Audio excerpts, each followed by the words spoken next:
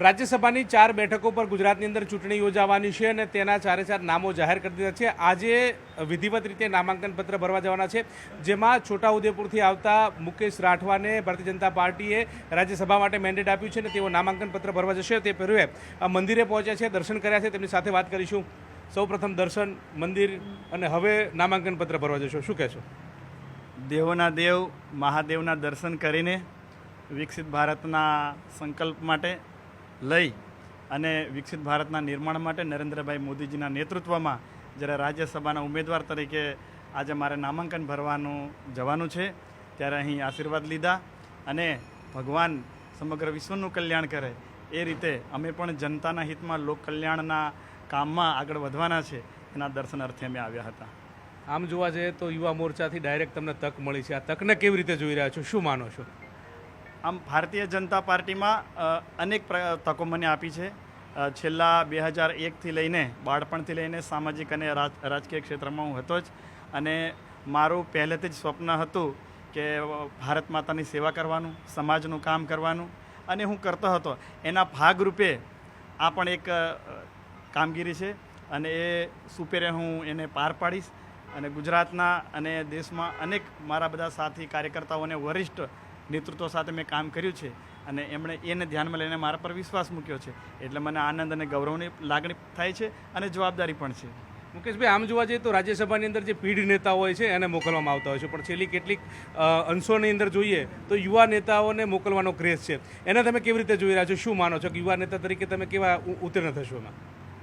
આ ભારતીય જનતા પાર્ટીની વિશેષતા છે અને આ નરેન્દ્રભાઈ મોદીજીનું અને શ્રી અમિતભાઈ શાહજીનું જે દૂરદર્શી વિઝન છે એના માટેનો આ મારી પસંદગી કરવામાં આવી છે।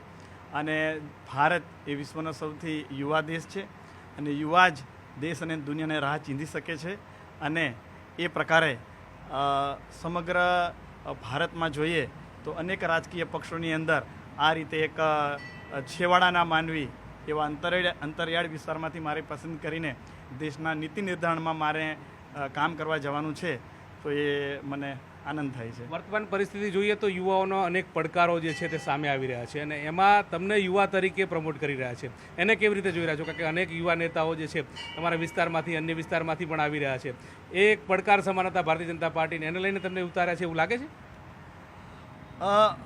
ગુજરાતની અંદર વર્તમાનની અંદર પહેલી વાર 4 રાજ્યસભાની બેઠકો એ નિર્વિરોધ એટલે કે બિનહરીફ થઈ રહી છે। ટ્રાઇબલ વિસ્તારની અંદર વિપક્ષ એ નામશેષ થઈ ગયો છે અને બાકીના જે કોંગ્રેસમાં રહીને વર્ષો સુધી જે નકારાત્મક રાજનીતિ કરતા હતા, વિકાસ વિરોધી રાજનીતિ કરતા હતા, એમાંનું જે બચી ગયેલું ટોળું એ સામે લોકોને ઉશ્કેરીને જે કામ કરી રહ્યા છે, એટલે સમાજમાં ક્યારેક લોકોને એવું લાગે કે આ પડકાર છે, પરંતુ આ ગુજરાત અને જનજાતિ વિસ્તારની જનતા જાણે છે કે અમારું અગર કોઈ ઉદ્ધારક છે તો એ ભારતીય જનતા પાર્ટી છે, એ શ્રી નરેન્દ્રભાઈ મોદીજી છે।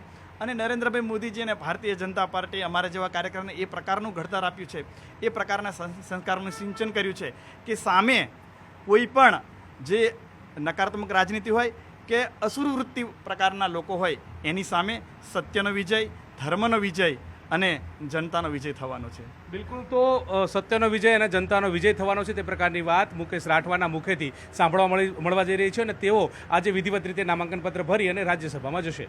નિલેશ સોસા સાથે ગૌતમ શ્રીમાળી, ન્યૂઝ 18 ગુજરાતી।